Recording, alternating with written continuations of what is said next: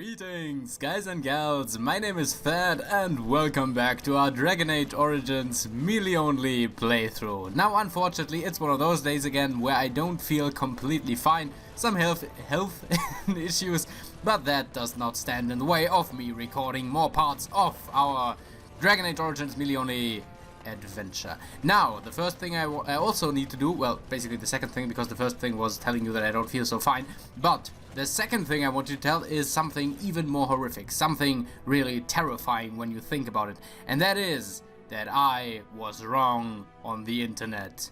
Again! So first this horrible Troll 2 quote disaster, and now this. Basically, I said that in Lord of the Rings, right, there's this giant spider. And I said that she was called Aragog, and in the German version she's called Kankra. But that is not correct, as Aragog is in fact not even in the Lord of the Rings franchise, but is instead the giant spider of the Harry Potter franchise. Yeah, I really confused Lord of the Rings with Harry Potter. I think my nerd license is officially, you know, confiscated by now. But whatever. Those are both of them are giant spiders, okay? So maybe cut me a little slack, but you know, otherwise that cannot really be excused. Anyway, so yeah, the giant spider in Lord of the Rings is of course called Shelob and not Aragog. But in the German version again, she's called Kankra. So yeah, my point still kind of stands. But yeah, no comment, please. I'm very embarrassed that I got that wrong, and I hope that I can keep this behind me. First of all, like with names, man, names. I'm not very strong with names. Like even in the Invincible reacting video, which by now is probably disliked into oblivion. I called him Red Blur when in reality he's called Red Rush. And someone had to point that out in the comments, and while I was very thankful that someone pointed out, I mean, I said that I don't have that good of a grasp about the names of the characters there, because I didn't watch the series myself. But with Red Blur, I was actually kinda hoping that this is, you know what, I was just lazy. I could have just, oh, wrong way. I could have just as easily looked him up, you know, looked all of them up, but nope. I was lazy, and now I need to pay the price for that. Anyway, we are in the dead trenches of Orzammar, still searching for Branka, who herself was searching for the Anvil of the Void. Now, we have found Branka's captain, the captain of Branka, her squad leader, so to speak, in a midst of very eerie-looking, fleshy darkspawn structures, basically completely darkspawn corrupted. She went crazy and sick and okay, she went crazy and sick, and apparently the darkspawn fed dwarves to other dwarves and fed some to basically make some corrupted dwarven flesh-eating being, and I am not so excited to meeting that thing, but I'm very sure it is going to be the boss fight of the Dead Trenches, and yeah, looking forward to it. Sorry about that, I need to take a drink now and then, because I don't feel very right stomach-wise, and need something to settle it a little bit down. Anyway, yeah. So that was the few things I want to talk about first. Good thing I had something to talk about, because, you know, that backtracking and all. Ooh, sarcophagus we didn't loot. All right. Armor of the Legion. Damn, I almost forgot to loot that. Insane. Alright, that's that case, yeah. How strong was that exactly, though? The Armor of the Legion. Massive armor, tier 7. It's better than my current. It's better than the Juggernaut armor. That's crazy. Can I wear massive armor, though? That's what I can. Oh, it looks awesome. Boots, gloves. So only the helmet is missing. Oh, it looks so amazing. Why didn't I wear that before? Because probably I was so sure that nothing is better than the Juggernaut plate armor. Jeez, now I only need the last thing, the helmet. Oh, I didn't know if I could wear those are said fleshy structures, by the way. Or I wasn't sure if I could even wear massive armor. So we definitely need to keep a lookout for the helmet of the Legion, right? Da da da da. The problem is that Alice. Wait, can Ogren actually wear heavy armor? Yeah, he does. Okay, so we give the Juggernaut armor to him. Looks kind of goofy. He doesn't even wear a helmet, I just noticed that. And plate gloves, yeah, okay. So, should be better, right? Yeah, far better, okay. Whoa, he looks armored now. Which kind of is the point of armor, you know, but whatever. Wow, we fought so many enemies here, damn. I didn't even remember that you had to backtrack so much, but thinking back... Yeah, so the thing is, in my first playthrough I had a mate with me, like I had Morrigan with me, and she could easily heal myself, or heal my party members, so I didn't need as many health poultices, I believe. Okay, so we found her captain right here, mumbling to herself, being completely sick, and telling us of the corruption that spread through the dead trenches. So yeah, whatever awaits us on the further road, it's basically not going to be pretty. Wait. She became obsessed. That is the word, but it is not strong enough. Blessed stone, there was nothing left in her but the anvil. The anvil? Oh my god, it's no holy crap. I was so frightened right now, I thought, what the fuck is that? But it's just a nice little ogre. Okay, ogre, we're going to kill you now. I'm not afraid of you. Is it an ogre alpha? No, it's normal. Wait, there's another enemy. Oh, it's another ogre. Okay, 2 ogres. I think we can deal with that. Die, ogre. Massive attack. I'm not afraid of you. Oh, your brother. Kill him. Kill him. Executed. Come on. Melina, why don't you attack him? Come on.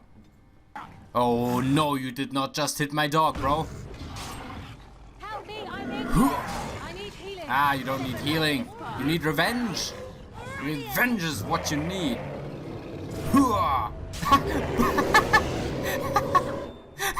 They jumped at the same time. What? They jumped at him at the same time. So both of them had the execute animation. Get off my back. And they disappeared.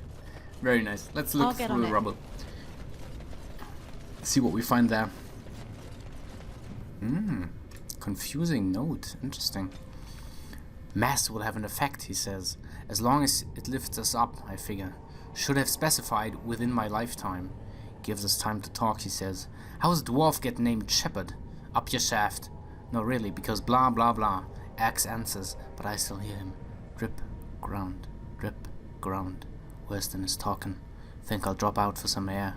Except Dwarven verse in 1 volume. Selection load limit reached. Anonymous scratching recovered from a cage hoist eventually. What? That is quite the confusing note indeed.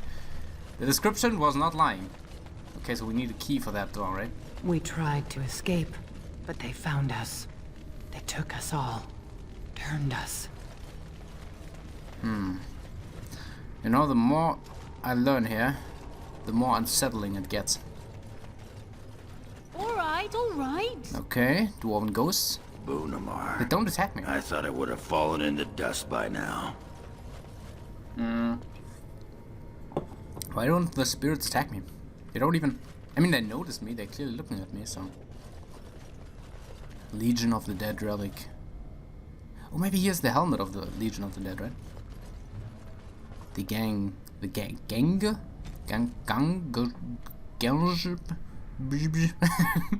The stone has a will that surrounds and directs. She guides even when we are willfully blind to her influence. But she is not pure. The stone bears a corruption as old as balance. For the dwarfs to prosper, the the waste and unstable rock must be cut away. But like the stone, the gange also has an influence. Each of us must face this, must carve the worst of ourselves away. But the Legion of the Dead bears a unique responsibility. Only the fully adorned of the Legion can face the can cut into the darkness that afflicts the raw stone. She encircles us, and we must protect her. Here, where the darkness meets light. Very poetic. Legionnaire altar. Helm of the Legion. And the Legion again. I would have expected some enemies to spawn now. Wait, can I? Okay. Yeah, I kinda expected that to happen. Wait, let me equip the helmet first. There we go. Now that's massive armor. I don't like the helmet designs too much, but it's okay. Because I don't like the dwarven helmets, to be completely honest with you. They also don't seem very historically inspired, and I'm trying to think about why one wouldn't design a helmet just like that. I think I have an idea.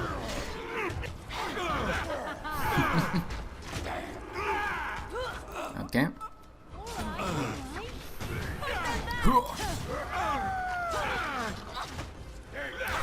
Okay. They almost killed one of my guys. I think Liliana's going to die, right? Yeah, there she goes. No problem, Liliana, no problem. Come on. Yes. Split him in two. Ogre has no problems with killing dwarves, but whatever. Why does that always happen to me? I'm sorry, Liliana. I'm very sorry. I will, you know, keep an eye on you in the future.